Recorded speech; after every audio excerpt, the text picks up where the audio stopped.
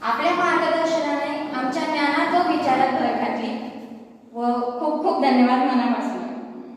यानंतर मी विनंती करते की सन्माननीय वैशाली शेवाळे मॅम यांनी आम्हाला मार्गदर्शन करावे।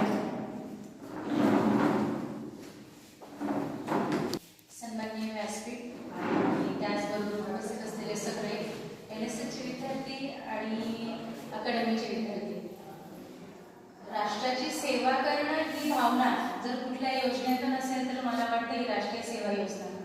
हल्ली शासनाने खूप योजना काढल्या, पण सगळ्या योजना ह्या वैयक्तिक फायद्यासाठी, प्रत्येक व्यक्तीच्या वैयक्तिक फायद्यासाठी, जशी सध्या काढलेली लाडकी बहीण, लाडका भाऊ, शासनाने ही जी योजना काढलेली आहे ती मात्र राष्ट्राच्या सर्वांगीण विकासासाठीची काढली आहे। तर मला वाटतं ह्या योजनेचा तुम्ही विशेषतः लॉ कॉलेजचे विद्यार्थी तुम्हाला ह्याचा पार्ट बनण्यासाठी सरांनी मला वाटतं एन्करेजिंग केलं असेल आणि तुम्ही काही जणांनी स्वतःहूनही त्याच्यासाठी एक पाऊल ते उचललं असेल।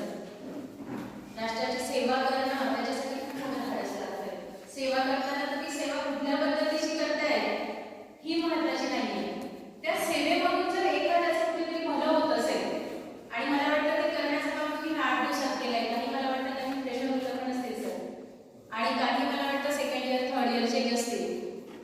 एक सगळ्यात महत्त्वाचं मला वाटतं की मी आदिवासी भागामधून वकिली या पेशामध्ये एवढ्या मुली आहेत याचा अर्थ तुमच्या घरचे पालक हे खूप जागरूक आहेत हे मी म्हणेल, आणि त्यांच्यासाठी मला असं वाटतं की मी त्यांचं अभिनंदन केलं पाहिजे। कारण आपल्या भागामध्ये बघण्याचा सगळ्याचा दृष्टिकोन असा आहे की इकडं शिक्षणाला महत्त्व नाहीये किंवा शिक्षणाचा दर्जा खालावलेला आहे। निश्चित कुठेतरी ह्या गोष्टीचं मीही मान्य करेल, पण मला वाटतं की ही गोष्ट बदलवण्याची गरज तुमच्यासाठी किंवा आमच्यासाठी खूप महत्त्वाची ठरलेली।